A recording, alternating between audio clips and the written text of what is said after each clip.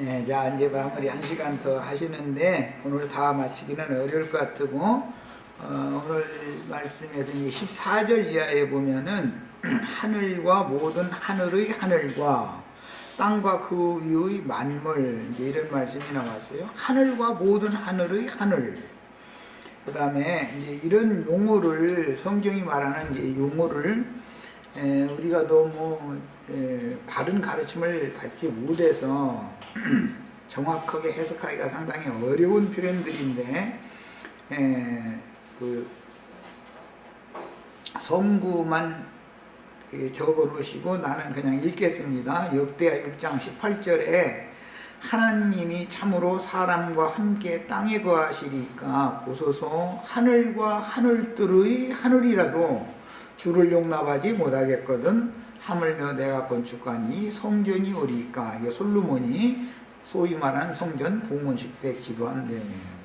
느헤미야 9장 6절에도 오직 주는 여호와시라 하늘과 하늘들의 하늘과 1월 성심과 땅과 땅의 만물과 바다와 그 가운데 모든 것을 지으시고 다 보존하시오니 모든 천군이 주께 경배하나이다. 시편 115편 15절로 18절에 너희는 천지를 지으신 여호와께 복을 받는 자로다. 하늘은 여호와의 하늘이라도 땅은 사람에게 주셨도다. 죽은 자들은 여호와를 찬양하지 못하나니 적막한 데로 내려가는 자들은 아무도 찬양하지 못하리로다.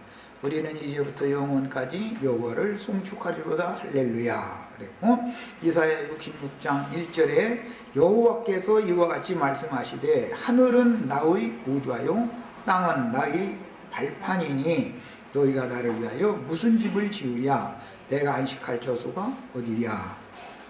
이제 이런 몇 구절만을 내가 이렇게 빼서 인용을 해드린 것은 구약 성경에는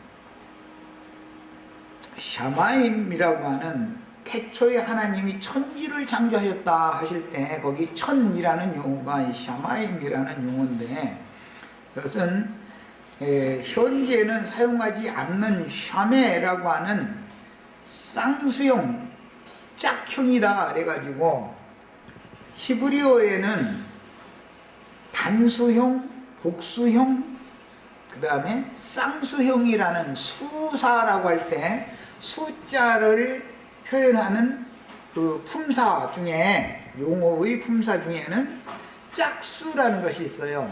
쌍수라고 표현이 이제 신학적으로 말하는데 이것은 여러 번 이제 기회 있을 때마다 제가 말씀을 드렸지만 남편이 있으면 아내가 있어야죠.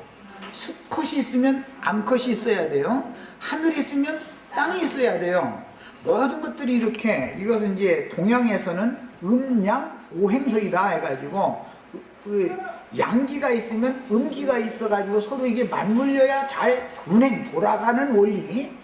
우주의 질서가 이렇게 돌아가는 사계절이 자고 봄이 오고 여름이 오고 이제 계절이 돌아가는 거 하루가 오고 하루가 가고 이렇게 해서 날짜가 지나가고 그 다음에 연년이 또 돌아가고 이렇게 하는 모든 이 도는 원리라고 하는 것은 음양의 조화를 통해서 이게 운행이 된다. 이제 동양에서는 그렇게 보는데 이것을 성경에서 히브리인들의 개념에서 사실은 온 거예요. 히브리인들의 그 셈족, 수메르족의 문명 문화예요. 그 수메르족, 셈족의 문화라고 하는 것은 전부 짝이 있어서 짝이 서로 맞물려야만 돈다 이렇게 생각을 하는 거예요. 이제 그런 원리를 세상의 기계를 봐도 어떤 동력을 원래 일으키는 모터를 돌려가지고 톱니바퀴 큰 것이 있고 작은 것이 있고 맞물려서 해서 같이 돌아가게 해가지고 다른 어떤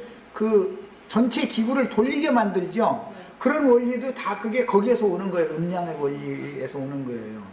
톱니바퀴라는 것은 밖으로 돌출된 톱니바퀴도 있고 반면에 다음 홈은 안으로 이렇게 들어가 있는 홈이 있어 이가 물리게 돼 있죠. 이런 그런 경우를 짝이다 그래요. 이런 걸 쌍이다 이렇게 말을 하는 거예요. 그런데 히브리어 하늘이라는 용어에는 하늘이 단수가 아니라 이처럼 복수 형태가 아니고 쌍수 형태라는 것이 있다. 뭐 단수도 있고 복수도 있어요. 하늘을 말할 때는 세 가지의 수사를 사용하기 때문에 성경 읽을 때는 이것이 무엇을 말하고자 하는지를 이해하면서 읽을 필요가 있어요. 오늘 우리가 말씀을 나누는 신명기 10장 14절에 하늘과 단수지요. 모든 하늘 할 때는 복수단 말이에요. 이처럼 복수의 개념도 있고, 세 번째는 하늘과 땅과 이렇게 말할 때 여기는 쌍수 개념을 사용하는 거예요. 맨 앞에는 단수였지요. 가운데는 복수예요. 마지막에 나오는 하늘이라는 용어는 쌍수라는 수를 사용하는 거예요. 자, 이게 히브리인들의 언어 문화예요. 자, 그 다음에 구약 성경에 이처럼 하늘, 샤마임이라는 용어는 참 많이 나오는데, 원래의 의미는 높다라는 뜻의 단수형인 사매라고 하는 어근에서 나오는 쌍수형이다. 그래서 높은 것들이나 높이 있는 것들이라는 개념을 할 때는, 개념으로 말할 때는 복수 형태가 되는 거예요, 이 용어가. 그 다음에 단수로 사용할 때는 최상급이 되어져서 지극히 높은 그런 뜻이 돼요. 하나님을 말할 때는 지극히 높으신이죠. 그 다음에 북극이라고 할 때 극이라는 것은 무엇의 끝이다 그런 말이에요. 가장 끝. 그 다음에 그런 뜻이 되고, 그러니까 그런 표현을 할 때는 하늘이라고 하는 용어를 반복해서 기록을 해놓는 거예요. 그러면 뒤에 나오는 하늘이라는 뜻은 최상급이 되는 거예요. 하늘들의 하늘, 이런 용어가 되는 거예요. 이게 히브리 문학의 특징이에요. 이제 신약의 용어 같으면, 주님이 어떤 말씀을 이제 하실 때 반복해서 하시는 말씀이 있죠. 생각나는 게 있으면 한번 얘기해 보세요. 신약에서. 진실로 이르노니, 똑같은 진실로라는 단어를 두 번 말한다 이거예요. 그러면은 그것 보고 이제 강조형이다 또는 강세형이다, 이렇게 이제 그 문법 용어예요, 이거는. 그래서 진실로라는 것을 두 번을 반복하면 뒤에 있는 것은 최상급이 되어지고 강세형, 강조형이 되는 거예요. 그래서 진실로 내가 너에게 이르노니 이렇게 말할 때는 강조하는 형태가 된다고 말이야. 그래서 하늘의 하늘들 이렇게 말을 하면 하늘들의 하늘 이렇게 말하는 경우에 뒤에 나오는 것은 최상급이 된단 말이야. 강세형이 되는 거예요. 강조형이 되는 거예요. 그런 것이 히브리인들의 그 어법이에요. 그 이제 언어 문화지요. 그러니까 동일한 이런 말씀이 이제 여러 번이 나오는데, 높은 것들이라는 개념이 반복 사용이 되면 높은 것들 중에 가장 높은 것, 그런 뜻이 되겠죠. 이제 강세형이 되면. 그래서 단수로 사용하게 되면은 지극히 높은 이라는 뜻이 되므로, 지극히 높으신 분을 상징적으로 말할 때 하나님 자신 혹은 신의 보좌 또는 신의 임재처소라는 개념이 된다. 하늘은 나의 보좌요 그럴 때 이것은 강세형 중에서 하늘들 중의 하늘, 그런 뜻이다 이거예요. 자, 이런 이제 그 히브리인들의 그 언어 문화에서 강조형으로 말하다 보니까 천사들 중의 천사라고 말 때 만군의 여호와, 만왕의 왕, 만주의 주, 이렇게 표현을 하는 거예요. 이게 이제 히브리 문학의 특징이에요. 자, 그 다음에 이런 장소 개념일 뿐 아니라 복수의 개념이면은, 수사에서 복수가 되면 하늘들이라고 말할 때는 천사들을, 하나님과 천사들이 함께 있으니까 천사들을 염두에 두는 표현일 수가 있다, 복수일 경우에. 이제 그래서 오늘 우리가 읽은 이제 말씀 중에는 하나님은 신들의 신이요, 17절에 일단 읽어보겠습니다. 너희의 하나님 여호와는 신 가운데 신이며, 번역을 이렇게 했지만 원래는 신들 중의 신이란 말이에요. 자, 이것은 엘로힘이라는 단어를 두 번을 반복해서 쓰는 거예요. 엘로힘, 엘로힘 이렇게 써놓으면 뒤에 나오는 엘로힘은 최상급이 돼버리는 거예요. 강조형이 되기 때문에 많은 신들이 있는데 그 중에서도 최상급의 신, 여호와는 신들 중의 신이다, 이렇게 번역은 그래서 그렇게 말을 하는 거예요. 이해하셨죠? 예. 그러니까 뭐 이제 이런 기본 문법에 대해서 잘 모르는 신자들에게 뭐 쌍수가 어떻고 해가면서 굉장히 똑똑한 체하고 그냥 나불대는 사람들이 요즘에 생겨났는데, 쓸데없이 그런 나불대는 소리 한다 해가지고 그게 유식한 게 아니에요. 내가 보기에는 참 뭔 소리를 하는지 알아듣지도 못하는 소리 가면서 괜히 나불대고 있는 거예요. 내가 보기에는 그게 개구리 우는 소리 하는 걸로 난 보고 있어요. 그 다음에 조물주와 천사들이 함께 거하는 초소라는 개념으로 말할 때는 하늘들이라고 표현할 수 있다 이래요. 엘로힘, 똑같은 엘로힘인데 엘로힘은 신들이다 그런 뜻이니까 복수의 신을 말하는 것이니까. 그런데 엘로힘, 엘로힘 하면 뒤에 나오는 그 엘로힘은 최상급이 되어져 가지고 윤신이 딱 된단 말이야. 그 앞에 나오는 많은 이제 신들이라는 건 영들이라는 말인데, 히브리서 용어로 말하자면은 히브리서 12장에는 모든 영들의 아버지 이렇게 돼 있죠. 그런 뜻이다 이 말이야. 천사들을 창조하신 조물주 하나님, 똑같은 신이지만 천사들과 조물주, 천사들을 지으신 하나님은 다르잖아요. 이런 개념이 그 그리스도와 그리스도의 사람들이라는 것이 문맥의 개념이 그런 데서 오는 거예요. 신약의 용어에. 이런 것을 구분할 줄 모르면, 즉 수사에 대한 개념을 잘 정리할 줄 모르면 사람들이 신앙생활을 엉뚱하게 할 수가 있는 것이죠. 그래서 혹은 주물주와 천사들의 처소들인 장소 개념으로 말할 때는 공중 혹은 창공이라고 번역을 된다 이거예요. 공중권세 잡은 악의 영들을 대적함이라 할 때 거기 공중이라는 말도 그냥 하늘이라는 뜻이에요. 신약에서 이제 우라노스, 구약 성경에서는 샤마임이라고 그러지만 신약은 헬라어로 우라노스라고 그러는데, 우라노라는 말은 없어요. 반드시 S가 붙어서 복수가로 되어 있어요. 우라노스예요. S가 붙으면 이제는 복수 형태인 거예요, 이게. 자, 이런 이제 개념 이해를 하고, 그 다음에 샤마임이라는 용어를 영적으로 표현을 할 때는 장소 개념만이 아니라 이제 영적인 개념이, 아까 내가 처음에 읽을 때 하늘은 노시되고 그런 것은 영적으로는 해석이 가능하지 물질적인 장소 얘기가 아니잖아요.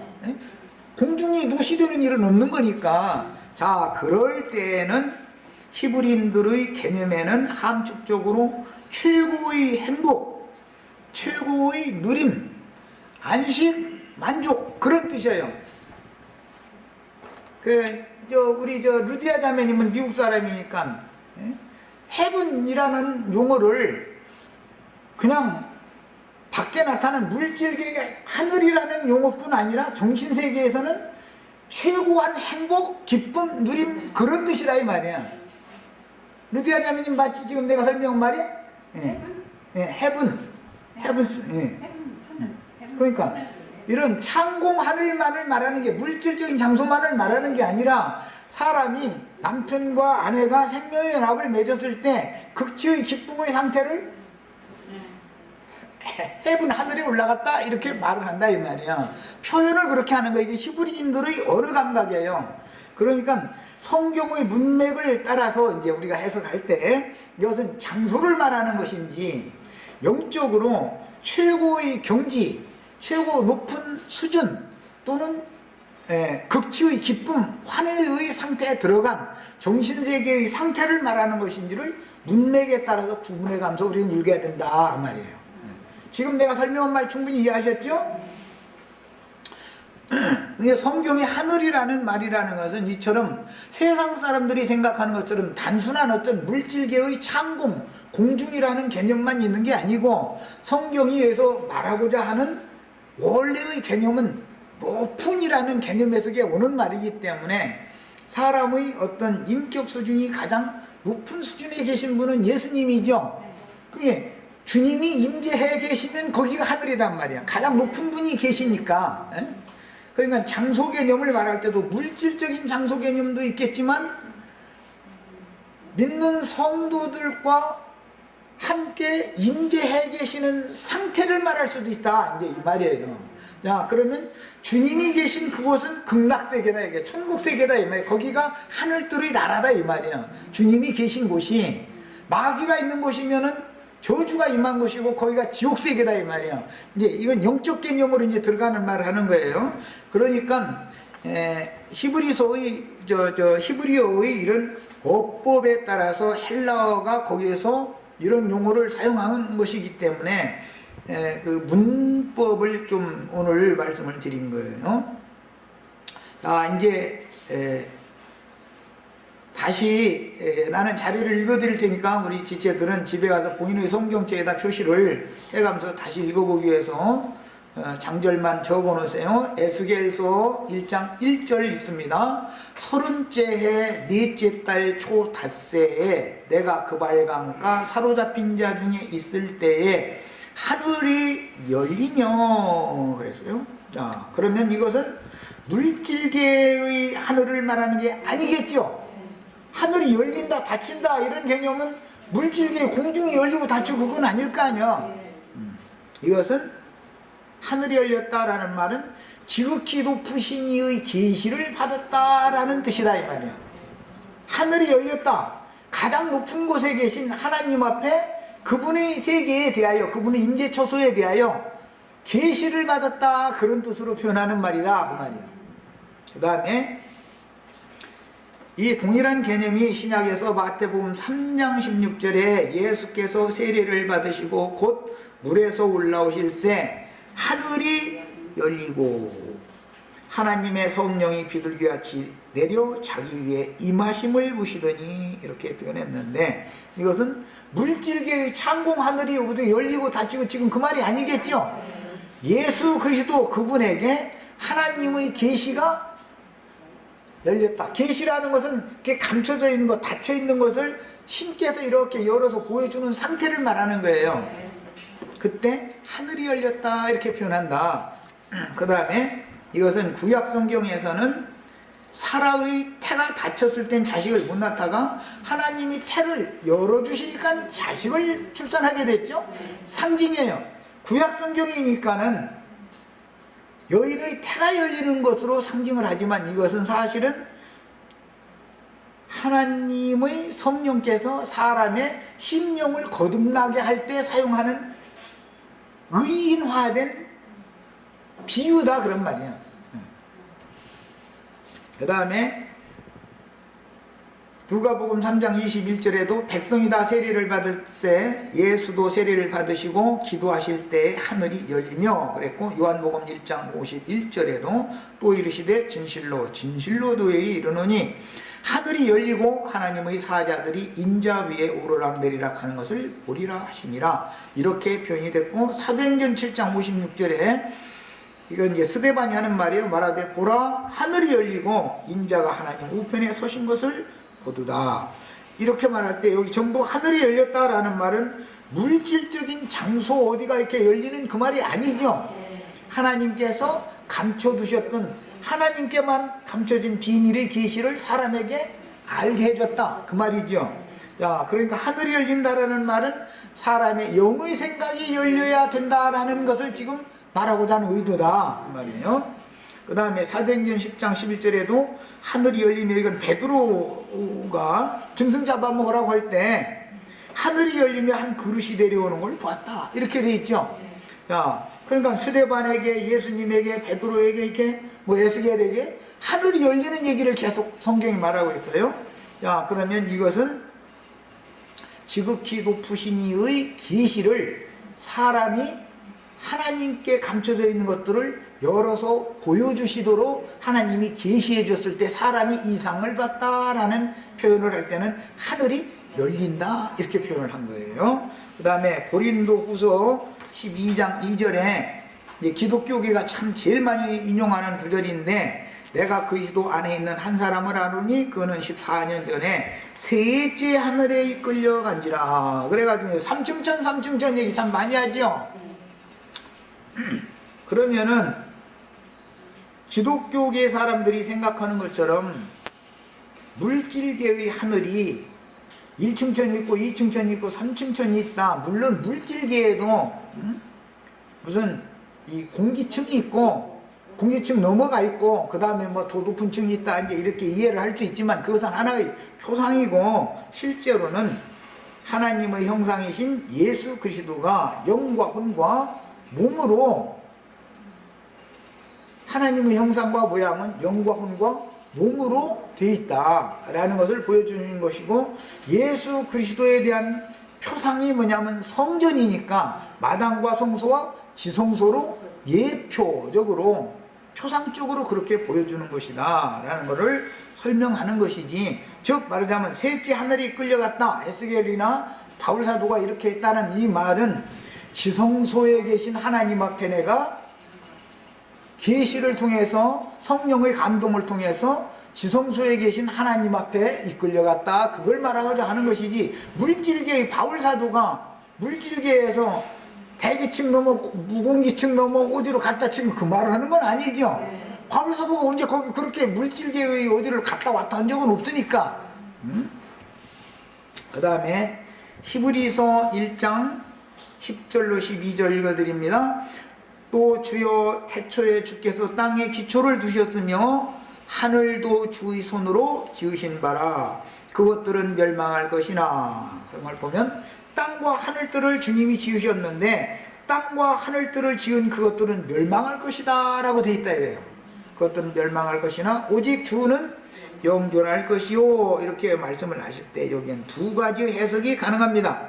첫 번째는 아담의 첫 아담, 저주받은 첫 아담의 정신세계는 반드시 멸망할 것이다 라는 영적 해석이 가능하고, 그 다음에는 물질계의 이런 창공 하늘과 물질계의 땅이라고 하는 것은 반드시 심판이 집행된다라는 해석이 가능하다. 양면 가능하다 이 말의 해석이. 자, 그래서 그것들은 다 옷과 같이 낡아지리니 의복처럼 갈아입을 것이요 그것들은 옷과 같이 변할 것이나 주는 여전하여 연대가 다음이 없으리라 하셨으나, 이렇게 돼 있어요. 히브리서 9장 23절로 24절을 읽어드립니다. 그러므로 하늘에 있는 것들의 모형은 이런 것들로서 정결케 하게 할 필요가 있었으나 하늘에 있는 그것들은 이런 것들보다 더 좋은 제물로 할지니라. 그리스도께서는 참것의 그림자인 손으로 만든 성소에 들어가지 아니하시고 바로 그 하늘에 들어가사, 지난번 번역에는 참하늘, 왜 참것에 대해서 모형과 참것을 지금 설명하는 중이었으니까 참이라는 말이 사실은 더 맞습니다. 그러나 문자대로 하자면 정관사를 붙여서 그라고 했어요. 그 하늘이에요. 자, 그 하늘은 하늘들 중의 하늘 할 때 나오는 강세형의 하늘이 되겠죠.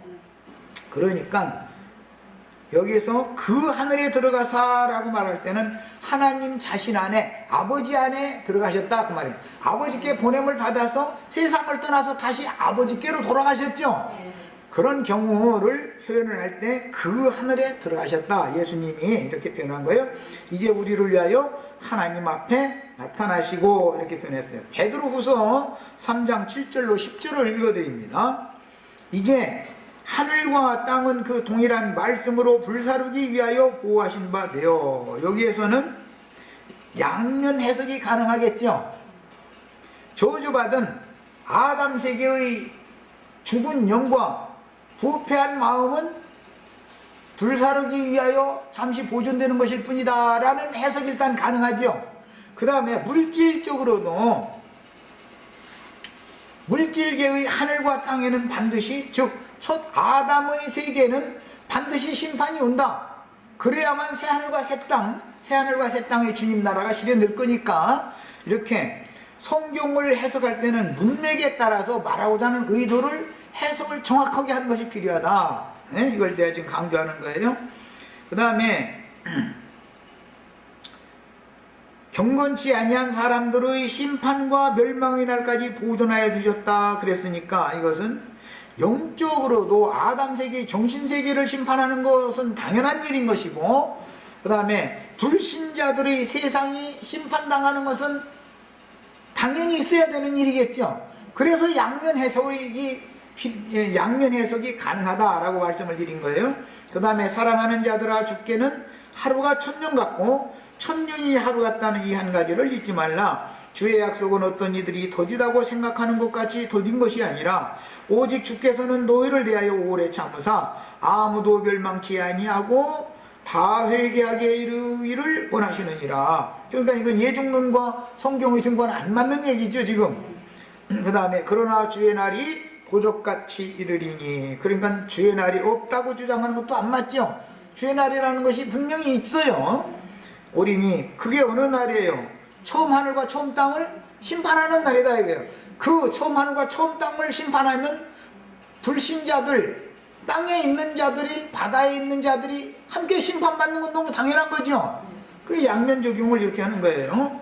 그 다음에 그날에는 하늘이 큰 소리로 떠나간다 그랬는데, 물질계의 하늘이 떠나간다, 큰 소리로 떠나간다 라고 하는 이 용법은 하나님의 심판이 집행되는 상태를 말한 것이지만, 실제로는 가장 큰 소리, 예수님의 영과 혼과 몸이 삼층천이다. 몸도 하늘에 계셨고 혼도 하늘에 계셨고 영도 하늘에 계셨기 때문에 표현이 그런 것처럼, 예수님이 십자가에서 육신의 몸이 죽으실 때 큰 소리로 외치시면서 큰 소리로 가라사대 아버지여 나의 영을 받으시옵소서. 그게 제일 큰 소리죠.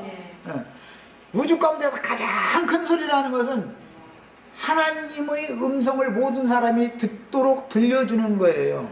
그것은 이제 밖에 나타나는 형태로는 소나기 같은 것이 오기 전에 천둥 소리가 막 이게 큰 소리죠. 그건 하나의 표상이고, 실제로는 우리가 하나님의 말씀과 저희 가진 증거를 인하여 순교자로 순교를 당할 때 마지막 하나님 앞에 내 영혼을 받아달라고 호소를 하는 소리가 가장 마지막 소리고 큰 소리다 이거예요. 이건 상징인 것을 알 수가 있어요. 이것은 예수님의 영이 세상을 떠나서 아버지께로 가는 소리가 가장 큰 소리였다라는 걸 알 수 있죠. 성경의 흐름이 그렇단 말이에요. 성경 자체의 해석이 그렇다 이거예요. 그 다음에 물질계에서도 처음 하늘이, 처음 땅이, 불신자들이 최종적인 심판이 집행받을 때, 그것은 물질계에서 큰 무슨 서로 이제 불장난을 할 때 그게 이제 무슨 이제 큰 어떤 소리가 난다라는 것도 당연히 해석이 가능하다 이거예요. 영혼이 떠나는 것만이 아니고 심판받을 세상에 있는 자들을 한꺼번에 심판할 때, 예를 들어서 핵전쟁이 일어났다 그러면은 핵이 폭발하는 소리는 지상에서는 제일 큰 소리일 거 아니야. 그런 것을 염두에 둘 수 있다. 그러니까 두 가지 해석이 다 가능하다 이 말이에요.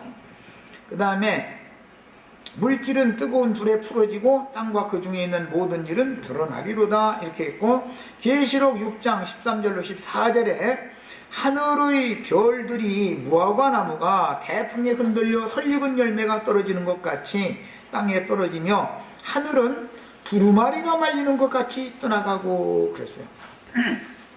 이건 이제 이사야 34장에서 인용하는 말인데, 창공 하늘이 종이축이 말리는 것처럼 또르르 말려가지고 떠나간다 이런 표현이란 말이에요. 하늘이 두루마리가 말리는 것 같이 떠나간다. 베드로 사도는 하늘이 큰 소리로 떠나간다 이렇게 표현을 했어요. 계시록에서는 내가 보니 처음 하늘과 처음 땅은 떠나갔고 새 하늘과 새 땅이 보였다 이렇게 돼 있죠. 이런 모든 일반적인 성경의 하늘이라는 표현을 우리는 문맥의 흐름에 따라서 말하고자 하는 의도를 양면 또는 삼면으로 다 적용을 해가면서 문맥에 따라서 해석하는 기회를 받아야 된다. 하늘은 그냥 단순히 물질계의 창공 하늘만을 말한다 라든지 이것은 아담 세계, 종신 세계를 말한다라고만 말해도 맞지 않는 거예요. 예수님의 세형과 예수님의 종신 세계를 말하는 것은 최종적인 새하늘과 새 땅의 실현이겠죠. 물질계의 창공 하늘과 물질계의 땅이라고 하는 것은 표상이고, 거기에 살고 있는 아담 세계 사람들은 저주받은 처음 하늘과 처음 땅에 존재하고 있는 거잖아요. 그러나 그것이 심판받아버리고 예수 그리스도의 새 세계로 다 옮겨지면 처음 하늘과 처음 땅은 떠나가고 새 하늘과 새 땅이 형제 자매님들의 것이 되는 것이죠. 이렇게 삼중적인 표현을 성경이 한다 그 말이에요. 응? 자, 그 다음에 신약 성경의 헬라어로는 이제 구약 성경 이제 그 샤마임인데, 그 샤마임이라고 하는 용어가 이제 신약 성경에서는 우라노스라는 단어로 사용이 되어져서 구약 성경의 개념과 대동소이한데, 히브리어든 헬라어든 문맥에 따라서 이와 같이 삼중 해석을 요한다. 기본적으로 물질계의 창공 하늘과 땅이라고 하는 것은 아담의 정신세계, 마지막 아담의 정신세계에 대한 표상이 되는 것이지, 이것이 영혼세계를 완전하게 표현할 수 있는 것은 아니다 이 말이에요. 밖에 나타나는 물질세계는 모든 영적 세계에 대한 표상이 되는 것이죠. 인류 역사라는 것은 교회사에 대한 표상이 되잖아요. 이 성경 해석은 이렇게 합당하게 문맥에 따라서 해석을 할 수가 있어야 되겠어요. 자, 그래서 공중 혹은 창공이라는 물질적인 개념이 있고, 이것은 표상이고 영적 의미에 들어가면은 아담 세계의 정신 세계일 수도 있고 예수 그리스도의 새 세계에 대한 정신 세계를 말할 수도 있다. 새 하늘과 새 땅 하면 저주를 변하여 복이 되게 하신, 복을 가지고 우리들에게 임하신 예수 그리스도의 정신 세계를 말할 때 그때는 새 하늘과 새 땅, 그 안에 우리가 들어간다라는 말은 사실은 예수 안에 들어가는 상태를 말하는 것이다. 믿음으로 그런 상태를 말하는 거예요. 자, 그 안에 들어가지 않으면은 저주받은 첫 아담 세계에 있는 것이죠. 그것은 당연히 처음 하늘과 처음 땅이기 때문에 당연히 심판이 오기 말입니다. 이런 개념이다 이 말이에요, 성경에는. 자, 그 다음에 자연 빛이 없는 성소와 지성소와 마당이 있었는데, 그것은 흔히 말하는 삼층천이라고 하는 것, 하나님이 계시는 임재처소는 성전이죠. 그런데 성전은 마당, 성소, 지성소로 되어 있기 때문에 지성소에 임재해 계신 하나님 앞에 가면 셋째 하늘에 내가 이끌려갔다 이렇게 표현을 하는 것이다 이거예요. 요한 사도도 하나님과 어린 양의 보좌 앞에 올라갈 때 성령에 감동하였더니 하나님의 보좌 앞에 올라가 있었었죠. 야, 그러니까 우리가 셋째 하늘에 올라간다라는 표현을 이해를 할 때는 성령의 감동으로다, 심령이 성령의 감동을 받아서 하나님의 지극히 높으신 이의 보좌 앞에, 그분의 임재처소 앞에 내가 이끌려감을 받았다, 그런 개념을 설명하고 있는 말이다 라고 해석할 수가 있다. 그 다음에 하나님은, 말씀이신 하나님은 속죄소를 덮고 있는, 지성소에는 이제 속죄소가 있으니까 법궤 뚜껑이 속죄소죠.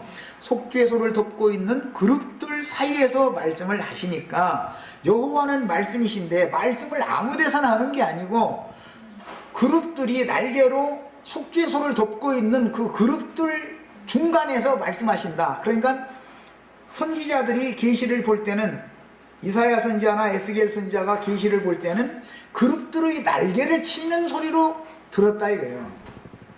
그룹들의 날개 소리가 여호와의 음성이다 이거예요. 그런데 그 소리를 들어보니까, 어떻게 들어보니까 많은 물소리와도 같이 들리고, 또 어떻게 들어보니까 많은 사람들이 이렇게 떠드는 소리처럼 그렇게도 들렸다. 영들이 소리더라 이게. 그랬다 이게. 그래 이제 교계에서는 흔히 금식 기도를 할 것 같다. 그럼 이제 영음을 듣고 오셨습니까? 이런 말 하죠. 그 참 용어는 참 잘 사용해요. 영음 참 좋은 말이에요. 영의 소리라는 말이죠. 그런데 영음을 어떻게 듣느냐? 그룹이 날개치고 가는 날개 소리로 들렸다. 그런데 그걸 설명을 할 때 보면 빛의 소리다 이게, 빛의 소리. 그래서 다니엘 선지자가 그걸 표현할 때는 그룹의 날개에 의지하여 설 것이다, 이제 이런 표현을 했는데, 날개에 의지한다는 것은 날개 치고 가다가 갈 때 그 날개 소리가 사실은 빛이신 하나님의 말씀을 사람들에게 들려주는 소리더라는 거예요. 그런데 자세히 이게 날개 소리로 들었는데 자세히 들어보니까 이게 많은 물소리와 같이 들렸다는 거예요. 그러니까 많은 물이다라는 것은 수많은 천천만만의 영들이 하는 소리다, 이 말이다, 이 말이에요. 자, 그 다음에 여호와께서 이제 오직 네 조상들을 기뻐하시고 그들을 사랑하사 그들의 후손이 너희를 만민 중에서 택하였으니 오늘날과 같으니라. 이건 아까 이미 설명을 했기 때문에 이 부분은 넘어가겠습니다. 자, 그 다음에 이제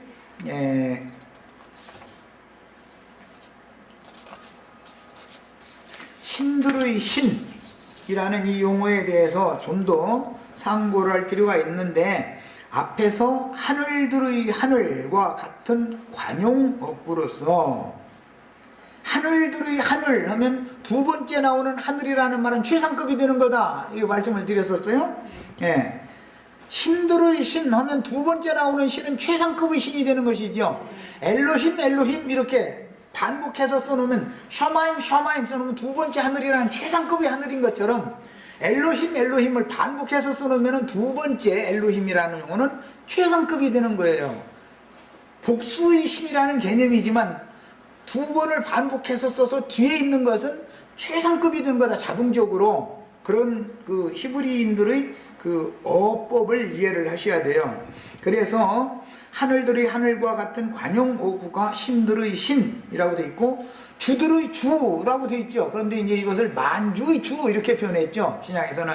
그 다음에 신들의 신을 만왕의 왕 이렇게 말을 했죠. 신들이 모든 육체들을 다스리고 지배하는 왕이니까, 천사들이 이 육의 세계를 다스리잖아요, 지금 하나님의 사자들이.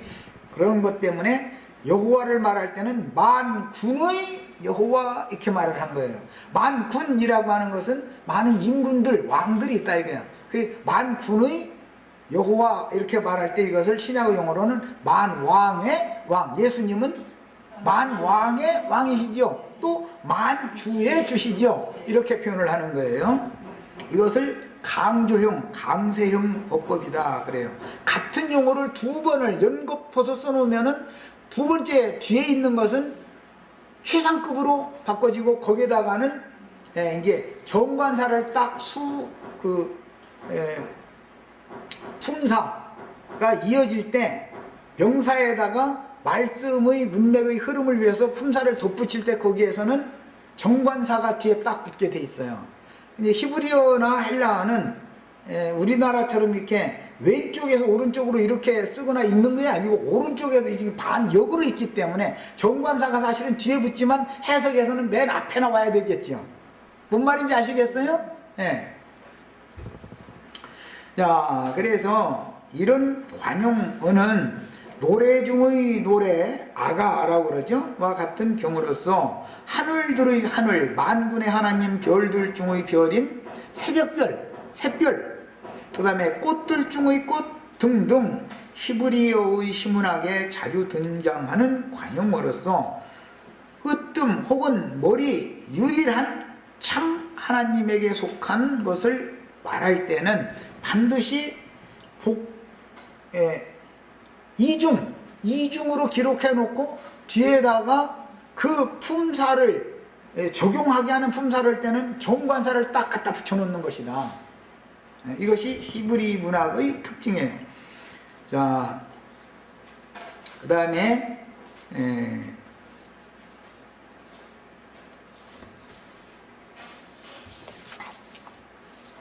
본문에서 신 가운데 신이시며, 여호와는 신 가운데 신이시며 주 가운데 주시오 라고 하는 말씀이 이어지고 있는데, 이런 문장은 히브리 문학의 특징으로서 동일한 단어를 반복함으로 강조하고자 할 때는 강세형 혹은 강조형 문법으로 기록되므로 히브리어의 문법을 이해를 하고 읽어야 되고, 신 가운데 신이시며 라는 표현은 엘로힘 엘로힘으로 표기하고, 뒤에 나오는 엘로힘은 강조형이 되며 최상급이 되어서 신들 중에 신이 시며 할 때 이제 시며라고 번역을 한 이 후라고 하는 이 정관사는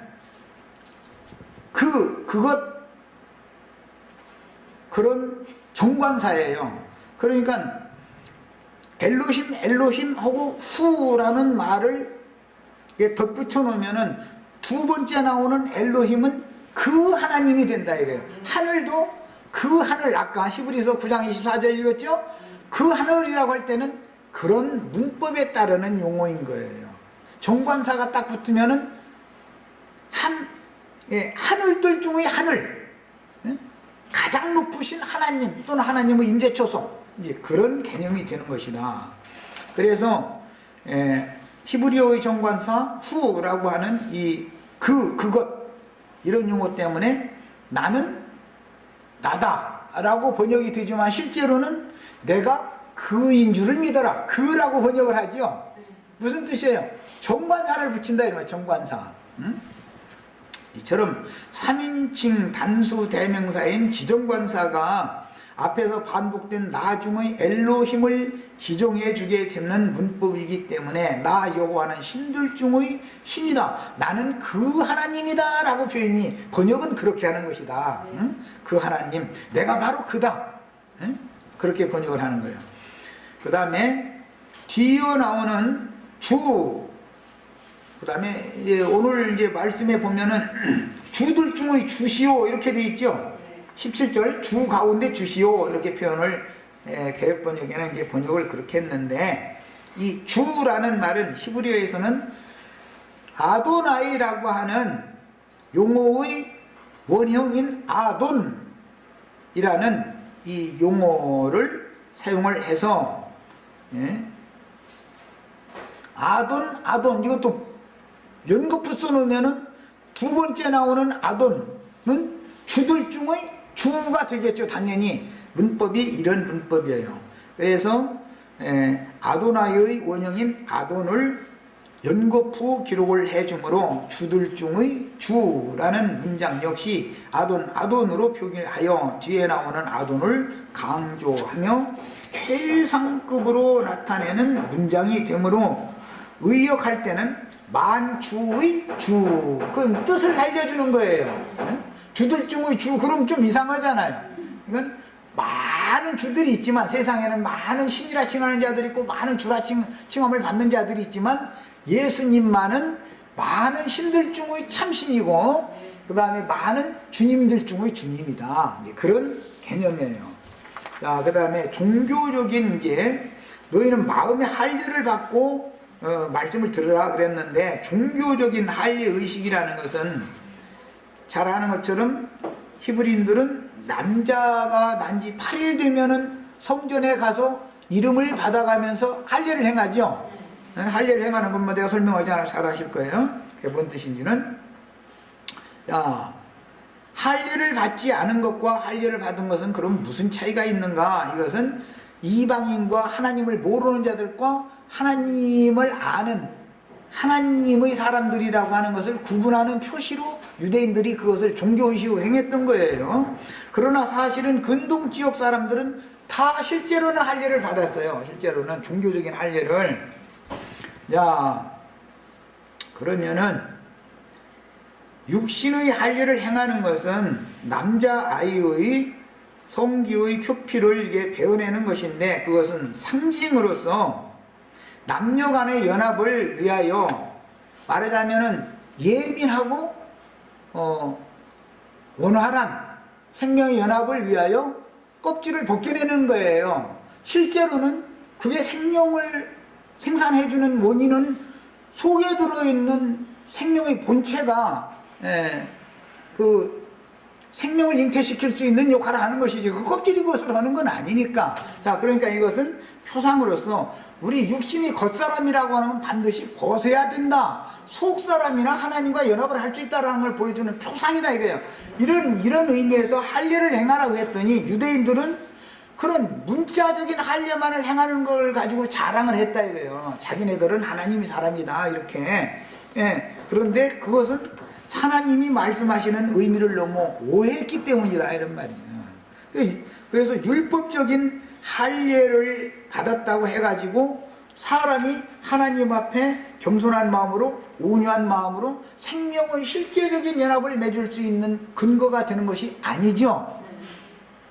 주님의 영과 나의 영이 영적 연합을 맺을 때 실제적인 사람의 심령이 민감해야 되잖아요. 사람의 신앙 양심이 민감하고 예민해야지. 아무 감각이 없어. 왜 그건 껍질에 덮여 있어가지고 하면 아무 감각이 없어. 그러면 생명의 연합을 맺을 수가 없잖아. 그래서 생명의 연합을 원활하게 맺게 하기 위해서 표상적으로 그렇게 하게 하셨지만 이것은 상징일 뿐이다. 육신에 있는 겉사람으로서는 하나님과 예민하게 생명연합을 맺을 수가 없기 때문에 겉사람이 베어져 나가고 속사람이 부활 생명으로나 부활이요 생명이신 주님과 생명의 연합을 민감하게 예민하게 생명의 연합을 맺어서 서로 기쁨, 환희, 극락을 누릴 수가 있는 것이기 때문에 이렇게 지시를 한 것인데 이 말씀에 대해서 오해를 했다 이게 이스라엘 사람들이. 우리 형제 자매님들은 이런 말씀을 통해서 육신적으로 남자아이만 받는 것이 목적이 아니고